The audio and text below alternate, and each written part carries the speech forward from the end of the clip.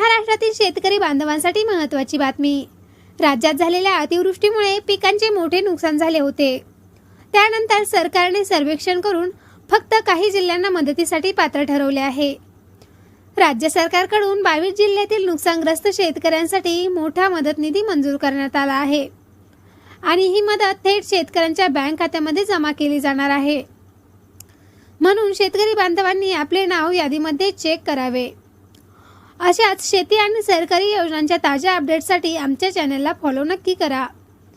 अतिवृष्टी मदतीसाठी पात्र ठरलेले 22 जिल्हे: जालना, हिंगोली, परभणी, बीड, धाराशिव, छत्रपती संभाजीनगर, लातूर, सातारा, सांगली, सोलापूर, नाशिक, धुळे, नंदुरबार, जळगाव, अहमदनगर म्हणजेच अहिल्यानगर, बुलढाणा, अकोला, अमरावती, वाशिम, यवतमाळ, नांदेड तसेच गडचिरोली या जिल्ह्यातील शेतकऱ्यांना अतिवृष्टीमुळे झालेल्या पिकांच्या नुकसानीसाठी मदत मंजूर करण्यात आलेली आहे.